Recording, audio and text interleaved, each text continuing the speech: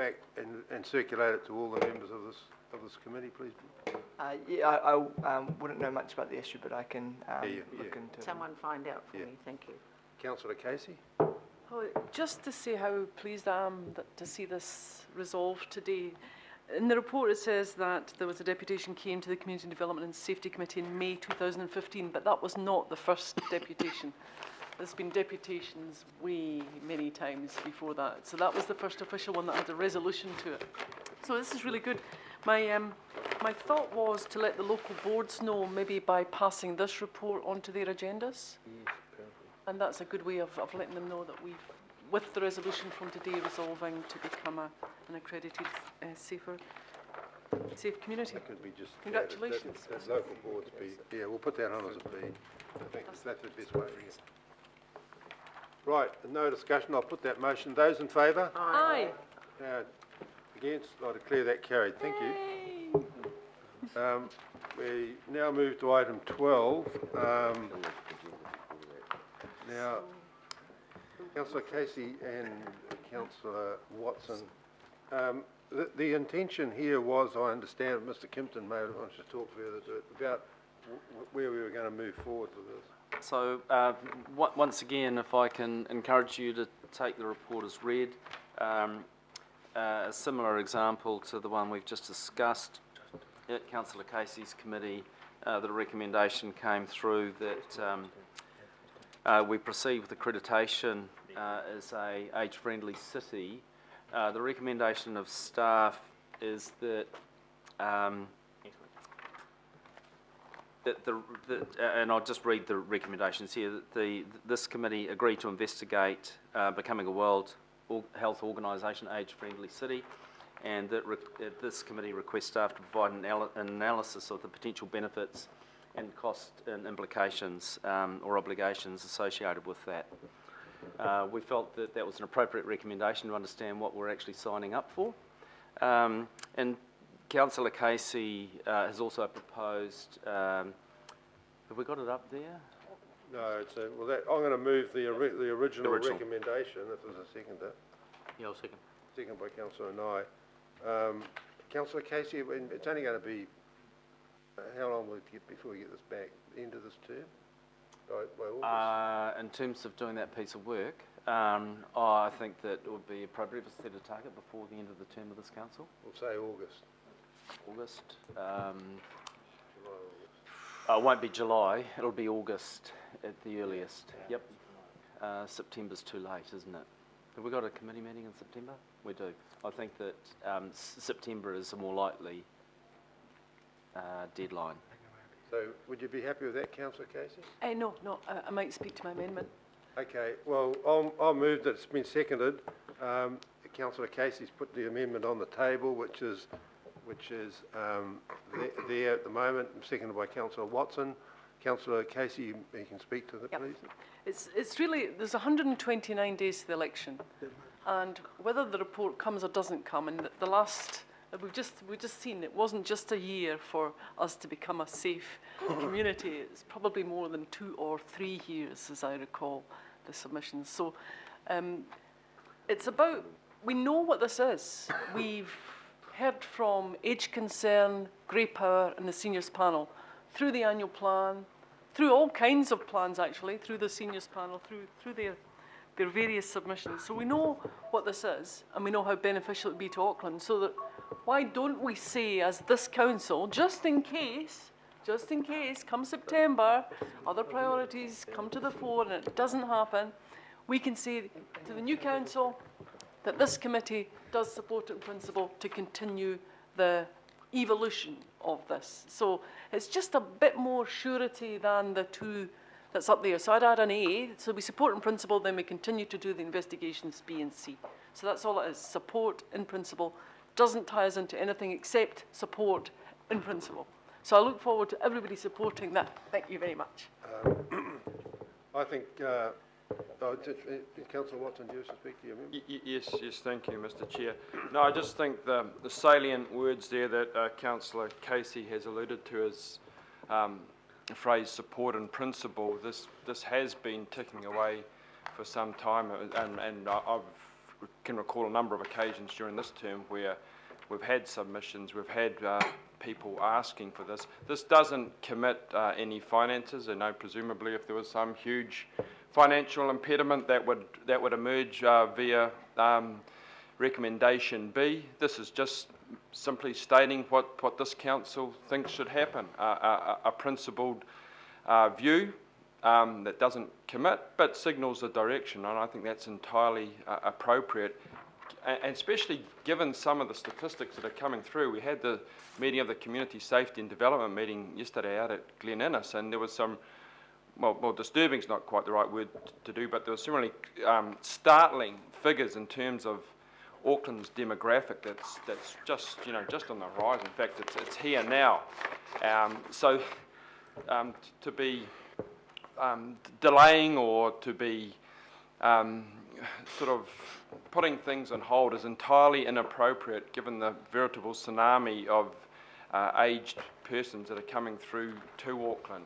And what Councillor Casey's amendment does is signal that, we're aware of that, and this is an entirely desirable development that, of course, will be, subject to the usual evaluation by officers. So I urge people to support it. Thank you. Thank you. Look, I don't support the amendment at this stage. I mean, we've been told by Mr Kimpton that this will come back by September. I don't think it's unfair or to have that time to get some feedback from our officers in relation to the potential implications, benefits and obligations. That work should be done. I think as a council we've got to be prudent, and so I ask that we wait until that work comes back to the council. Any other speakers? Yes, Mr Chairman. Yes, Councillor Webb. I'd like to ask Mr Kimpton a couple of questions. Mr Kimpton, is this on our list of things that we should do? It's not currently on your policy program. Okay, so how many Sorry, Councillor Webster, I'll also invite Graham Bodman, who was one of the authors of this paper, to join us now. The timing of this morning's caught us a little bit by surprise. Right. But Graham, can you add anything further to that? It's not currently on our policy program. The Community and Social Policy team is looking at, and you'll find it in the attached report, in paragraph, I've turned the page now, apologies, paragraph 7 of the attachment to this committee's report, that the Community and Social Policy staff are carrying out work into issues facing older Aucklanders, and staff advise that Council will be in a better position to decide whether to progress the Age-Friendly Cities accreditation once that CSP team has completed its work. So that's the current position of staff communicated to the Community Development and Safety Committee, and forms part of the background to our recommendation today. So can I ask Mr Bodman then, how many pieces of work have you got on the go at the moment? Well, through the Chair, first of all, this is a piece of work that's led through our Community and Social Policy team, which actually is Katarina Markey's team, but she isn't able to be here right now. But my understanding is that her team has got some work underway, as is outlined in paragraph 7 of the attached report, and that that work will inform analysis to enable a report back by September. So I think Dean's right to say it's not strictly on the work program, but there's other work underway which will enable us to be able to provide a report back. Thank you. Mr Chairman, I'm going to vote against this, and the reason why is because I just get very concerned about the workload that council staff have, the workload that we've got to do between now and September, and the fact that, this is all very well being brought here. I won't say what I'd like to say, but anyway, and I just think we have, well, by people who didn't even vote for the budget. But I mean, I'm sorry. Order. You said to say it, so I'm saying it. Oh, yes. We have more and more work on this council. It's a very wonderful idea, and I know that ex-councillor Richard Northey is sitting there hoping that we will go ahead with this. But as Richard will know, the amount of work that we have to put through, we put staff under more and more pressure. The work is being done in a different area on this, and I just think at this stage, we shouldn't be going ahead doing this at this stage. I'm not saying sometime in the future, and I'm talking from, I know the demographics of the city, I'm one of them, but I just think there's other things that the staff need to be doing. Thank you. Councillor Walker? Sure. I'm supportive of this move in principle, and I'd refer councillors to point 5, which details some of the things that we need to do, and I'm assuming that this goes to this report. Work collaboratively with older people and across the older person sector. Develop a baseline assessment of how age-friendly Auckland is currently.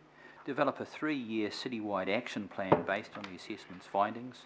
Monitor progress against the action plan. Now, I would have thought that this was largely stuff that we would have been doing anyway, just in terms of progressing this, and this goes to a number of the things that council is doing. They're not just things for council, they're things for Auckland.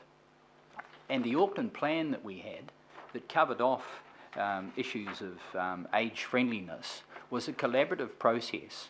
I would suggest that if there are issues with staff, resources, that we engage with Age Concern, Grey Power, other organisations in this area who could assist us. I do not think that our own issue around resources is a reason not to advance things, particularly when this kind of strategy is essentially a collaborative strategy. And if organisations out there that represent older people are interested in committing to this, and my understanding is that they are, then the council should be committing as well. And we should be working collaboratively with them, identifying what the things are that we need to come up with, and asking them if they're in a position to assist us, because they have the networks and the like, and they have resources in this area. And I just wonder whether we're going to hear from some of the people from that sector that are here today. Thank you. Councillor Darby? Thanks, Chair. Well, in principle, I support the motion of supporting in principle, but I won't be supporting the motion. And I guess I want to understand this in the context of our strategic framework, and that needs to come forward, and I think the A and the B pave the way for that. But I'm particularly interested in looking at the strategic framework that includes our Auckland Plan Directive of putting children and young people first. Yeah. And are we, the question not to be answered now, Mr. Kimpton, but when this report comes back, are we a signatory to the UNICEF Child-Friendly Cities initiative, for example? I don't know whether we are or we aren't. But if you look at our strategic direction and putting children and young people first, that's what we all agreed to, why maybe are we not going down that track first, and where does this course sit in the strategic framework? I need to understand that, and if it does fit, then I'll be supporting it. So we'll undertake to include that in any analysis. I think the view of staff and around the table, these initiatives are worthy. It's understanding how they fit in the context and what the obligations are that we're signing up to that associated with that, and we just haven't done that piece of work, and that would be our recommendation to you. Councillor Cashmore? Thank you, Mr. Chair. We need to look after all Aucklanders, whether they're our more senior citizens like Councillor Webster and Councillor Brewer, or the younger people such as myself and Councillor Darby. And we're all important, and we've all got to make sure that we get as much as we can on the front foot for helping as many people as we can. But let's do the work to understand what's involved. Support the intent, but let's understand exactly what it means to sign up to these things. Thank you. I'll now put the amendment. By division. Shouldn't judge on mental age. Division. Councillor and I. Aye. Councillor Brewer, No. Councillor Casey, Yes. Councillor Cashmore, No. Councillor Clow, Yes. Councillor Darby, Against. Councillor Philippina, For. Member Taipiri, For. Councillor Penrose, No. Councillor Quacks, No. Councillor Walker, Absolutely. Councillor Watson, Yes? Councillor Webster, No. Member Wilcox, Yes. Chair Wood. No.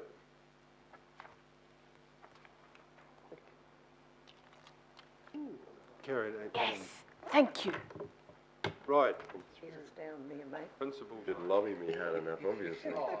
with that, I will, I'll put the substantive motion now. Those in favour? Aye. Against? No. There, there. I'll, The voice, carried on, it wasn't carried, it was, failed on the voice. I'll put it again. Those in Sorry. favour? Aye. Against? No. Lost on the voices, Mr. Chairman. I'll have a, we'll have a division. What do I gotta do, a haka to get it? Now's Now your we're chance, talking. now's your chance to get it yourself. Chair, can we, We have Got a redemption. Councillor Nye, Aye. Councillor Brewer, No. Councillor Casey, Yes. Councillor Cashmore, No. Councillor Clow, Yes. Councillor Darby, I want clarification. I can't see the motions. The substantive motion is all three motions now? Yes. Yes. Councillor Philippina, Aye. I told you it was carried, George. Member Taipiri, For. Councillor Penrose, no. Councillor Quacks, No. Councillor Walker, Yes. Councillor Watson, Yes? Councillor Webster, No. Member Wilcox. Aye. No. Carried. Have another vote, we're getting more each time. Thank you. I clear that carried. Thank you. Progressive. We now move to item 13. Have you got any update on? What's item 13? Oh, I can see it. I'll move that we received the